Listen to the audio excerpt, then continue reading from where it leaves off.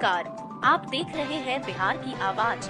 आइए जानते हैं इस वक्त की कुछ मुख्य खबरें। मामला सुपौल जिला सदर समाहरणालय स्थित टीपीसी भवन में बिहार के मंत्री जी की कॉन्फ्रेंस में डीपीआरओ द्वारा पत्रकारों के साथ सौतेला व्यवहार करने की है।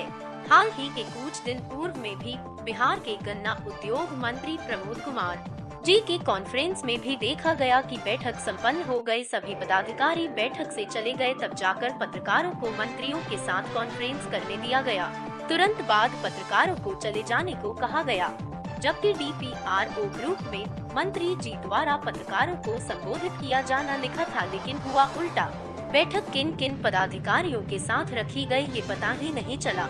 वहीं बिहार के जल संसाधन विभाग एवं जन संपर्क विभाग मंत्री जी का कॉन्फ्रेंस था। डीपीआरओ द्वारा सूचित किया गया था कि 12:30 बजे समाहरणालय स्थित टीपीसी भवन में बिहार के जल संसाधन विभाग एवं जन संपर्क विभाग के मंत्री संजय कुमार झा जी के द्वारा पत्रकारों को संबोधित किया जाएगा, लेकिन हुआ ऐसा कि 12:30 बजे ही बैठक संपन्न कर दिया गया। बाद मंत्री जी जिला अतिथि गृह चले गए। वहीं डीपीआरओ द्वारा कुछ पत्रकारों को दूरभाष पर संपर्क कर जिला अतिथि गृह बुला लिया गया, लेकिन कुछ पत्रकारों को देर से जानकारी मिली कि मंत्री जी अतिथि गृह चले गए। जानकारी के अभाव में देर से पहुंचे पत्रकारों को मंत्री जी के समय की कमी रहने के कारण समस्याओं पर बात नहीं हो पाई।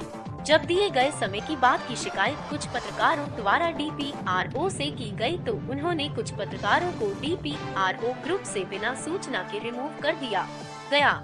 इस बात की जानकारी लेने के लिए डीपीआरओ से दूरभाष पर संपर्क कर पूछा गया कि बिना सूचना के आप ग्रुप से क्यों रिमूव कर दिए, तो उन्होंने लेटर का पटना जांच हवाला देते हुए बताया कि सभी पत्रकारों का जांच किया जा रहा है। अगर सभी पत्रकारों की जांच की जा रही है तो फिर उनको फिर से लेटर जमा करने की सूचना देनी चाहिए, लेकिन बिना कुछ सूचना दिए ग्रुप से रिमूव कर दिया गया। एक तरफ सरकार पत्रकारों को सम्मानित करते हैं, देश के चौथा स्तंभ कहते हैं, लेकिन यहाँ पत्रकारों को सम्मान क्या करेंगे, उल्टे नीचे दिखाने का काम किया जा रहा है। यही है हमारे सुशासन बाबू की सरकार के पदाधिकारी। सही बात बोलने पर पदाधिकारियों द्वारा नीचे दिखाने का काम किया जा रहा है। जब पत्रकारों के साथ गलत व्यवहार किया जा रहा है तो फिर सोच सकते हैं आम जनता के साथ क्या होता होगा। इस बात से अंदाजा लगाया जा सकता है। जबकि पूर्व में विधानसभा चुनाव के दौरान पूर्व डीपीआरओ द्वारा निर्वाचन आयोग पत्र जारी किया गया था। कहीं ऐसा तो नहीं है कि मंत्री जी से सवाल जवाब करने के दौरान से नाराज होकर डीपीआरओ साहब को आदेश दे दिया गया हो। आखिर ऐसा क्यों? सच बोलने वाले पत्रकारों को परेशान करना कितना उचित है? सुपौल से जिला ब्यूरो चीफ बलराम कुमार की रिपोर्ट। लेकिन आज तक डीपीआर भी नहीं बना, क्योंकि बहुत कॉपरेशन नेपाल से नहीं हुआ उस पर हम, और क्योंकि ये डिप्लोमेटिक इशू है, भारत सरकार बात करती रहती है नेपाल से, हम लोग भारत सरकार में जाके रखते रहते हैं। जब तक इसका सॉल्यूशन नहीं निकलता है तब तक परमानेंट जो सॉल्यूशन हम लोग समझते हैं उसी तो हाई डैम बनेगा, पानी का फ्लो कंट्रोल होगा, उसमें हम लोग परिश्रम कर रहे हैं सारी चीज़, लेकिन वो कब होगा क्या होगा हम लोग के हाथ में। सर, हर वर्ष कोसी के नाम पर लाखों रुपए करोड़ों रुपए खर्च किया जाता है, लेकिन आज तक कोसी की सफाई नहीं होती, जिसके चलते कि हर जगह कई जगह बांध टूटता है, कई जगह सीपेज हो रहा है। आज तक उस घाट की सफाई नहीं है। घाट की सफाई तो बड़ा ही एक्सपेंसिव काम, बिहार में सब जगह सर करोड़ों रुपए खर्च करना भी तो एक्सपेंसिव है। आप भी होगा, आपके पास कोई जानकारी है कि बताइए। मुख्यमंत्री को डेढ़ साल हो गया ना, पिछले साल मार्च से शुरू हुआ, 1 साल से ऊपर हो गया, कोई दिन ऐसा नहीं हुआ है कि मुख्यमंत्री कोविड पर आधा घंटा समय नहीं लगा। कोई दिन हम लोग रहते हैं, देखते हैं क्या एक्टिव केस हुआ, क्या समस्या हुई, कितना टेस्ट हो रहा है, कितना रिपोर्ट आ रहा है। शायद इतना डेटा इस बिहार में किसी के पास नहीं होगा जो नीतीश कुमार जी के पास है। और इतना स्ट्रांगली मॉनिटर की, आज बिहार कम से कम कोविड के मैनेजमेंट में देश में ये कोई मैं अपने तारीख में कहूँ था ये होगा कि कोविड के मैनेजमेंट बिहार जो है वो कहीं किसी प्रदेश से आगे, जितना पॉपुलेशन है, जितने लोग बाहर से आते रहे, उसमें अगर टेस्ट नहीं होता, टेस्ट के साथ ट्रीटमेंट नहीं होता, वैक्सीनेशन ड्राइव को स्पीडअप नहीं किया जाता, बिहार को समस्या आज भी खत्म नहीं हुआ, आज भी 10-20 एक्टिव केस आ जाते, इसलिए अलर्टनेस आज भी है। उसमें सुपौल अच्छा काम किया, जिला है, जिला प्रशासन ने अच्छा काम किया, अच्छा वैक्सीनेशन है। मैंने पूछा कि भाई मैनेजमेंट के अंदर जो लोग हैं वहाँ 9 ले जा करके वैक्सीन दिलवाना, ये सारा काम चल रहा है उसमें यहाँ, लेकिन फर्स्ट और सेकेंड में वेरिएशन दिखेगा, लार्जली इसी से रिलेटेड हम लोगों ने पूछा।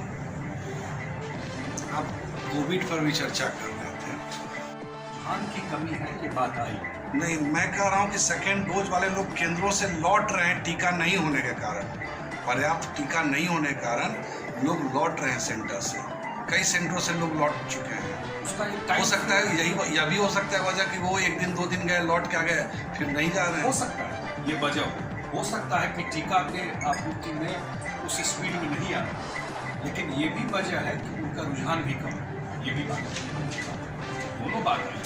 ये तो कॉपरेशन से ही ना होगा, ये ड्राइव जो है, जब इस सरकार बनी, इस सरकार में तो पोलियो तक नहीं हुआ था, पोलियो भी वैक्सीनेशन जो पहले की सरकार थी उसमें पोलियो भी नहीं पड़ा था, दुनिया में कहाँ पोलियो इरेडिकेशन नहीं हो, बिहार में नहीं हुआ था, बिहार में नहीं था 2005 से पहले पोलियो का भी काम, वो भी सरकार में आकर हुआ। और जिस हिसाब से ड्राइव चल रहा है वैक्सीनेशन, मैं अपील कर ही रहा हूँ भाई, जो लोग हैं हो सकता है किसी सेंटर पर नहीं पहुंचा, पॉसिबल है, इतना बड़े स्केल पर चल रहा है वैक्सीनेशन, स्केल तो बहुत बड़ा है वैक्सीनेशन, कहना आसान है, डिलीवरी करने में हो सकता है, लेकिन ये बात जरूर आई है कि लोगों का थोड़ा सा रुझान सेकेंड डोज में, वो जरूर अगर कहीं कन्फ्यूजन हो सकता है कि पहला डोज लेने में दिन फीवर हो गया, कोई और मन में बात हो, मुझे नहीं पता। सर एक बात सर मुझे भी पूछना है सर, ये जो सर कोसी तटबंध है दोनों तरफ से, वो कोसी तटबंध वाला जो मतलब ये जमीन है वो क्या कहते हैं मतलब सीपेज हो गया, मतलब सीपेज के चलते वो जमीन सब में फसल नहीं हो पाता, इसके लिए आपका कोई प्लान है सर? वो तो देखेंगे भाई। सर क्षेत्रों में जो करोड़ों अरबों की लागत से जल नल योजना चल रहा है, उस पर आप क्या कहना चाहेंगे? कहीं भी अच्छा तरह से नहीं चल रहा है। नहीं, ये तो योजना तो बहुत, जो आइडिया था कि भाई टैप वाटर से लोगों को पानी मिले, लेकिन सही तरीके से नहीं चल रही इन क्षेत्र में। हमको उससे सुन लीजिए, सुन लिया आपका क्वेश्चन, जवाब आप ही का दे रहे हैं, ठीक है, और लगातार रिव्यू करके इस काम को इम्प्लीमेंट कीजिए। पीने का पानी साफ मिल जाए तो ये मानना है सरकार का, मुख्यमंत्री का, कि आधा समस्या का निदान है। आइडिया तो बहुत जबरदस्त है, आज वही योजना केंद्र सरकार भी अडॉप्ट की 19 में, तो 15-16 से हर घर नल का जल का योजना शुरू, और इसका मॉनिटरिंग भी चल रहा है। पंचायत में कहीं कमी हुई है, कहीं गड़बड़ है, इस जिला की बात हम लोग को जानकारी मिलेगा तो जरूर हम लोग उसको सुधार करवाने का कोशिश करेंगे। तो स्पेसिफिक जानकारी दीजिए किस जगह, डेफिनेटली हम लोग सुधार करने की कोशिश करेंगे। सी बहुत जगह जैसे जल जो रही है योजना, सब जगह कहीं बहुत ऐसी जगह है जो आयरन वाला पानी निकल रहा है। नहीं, उसके लिए भी तो अलग बना था, जहाँ आयरन वाला पानी है उसमें डीप बोरिंग हो गई, उसके लिए अलग कोई सिस्टम बना था, मैंने कहा ना, अलग से प्लांट लगाने। अगर आपके पास जनरल बोलने से तो हमको अगर बताइएगा ऐसा कोई जगह। चलिए ना, आपको क्षेत्र में दिखा देते हैं सर, त्रिवेणीगंज प्रखंड अंतर्गत आपको दिखा रहे हैं कितना जगह। भाई कोई ऐसा जगह है तो चलिए अभी त्रिवेणीगंज प्रखंड अंतर्गत हम दिखा देंगे सर।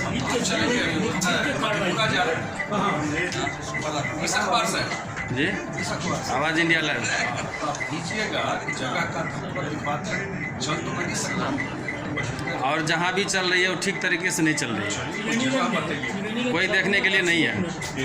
लखनऊ दक्षिण पंचायत है, जहाँ पर नेपाली टोल करके लगभग हम लोग 1000 लोग बसे होंगे, जिसमें आधा नेपाली है, 500 लोग। कहाँ पर है?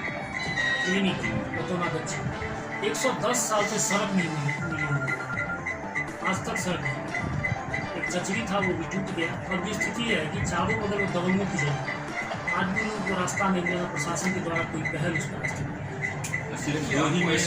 अलग अलग जगह पे हमको है, फर्स्ट टाइम प्रभारी हो गया है, ठीक है, इसलिए हमको जनरल आप कुछ कहिएगा किस जगह पर है, हमको कुछ बताइएगा तो जरूर हम चेकअप करेंगे। कोई लक्ष्मण दक्षिण पंचायत है, इसको मतलब देखना चाहिए कि हम लोग का बहुत दिनों से रास्ता आज तक नहीं है, अभी मर गया रास्ता नहीं, वहाँ पर कौन आज तक नहीं पूरी टिकट है। चलिए ठीक है। एक त्रिवेणीगंज ब्लॉक के अंतर्गत एक पुल जो है नहीं बन रही अभी 5 समय से। बोले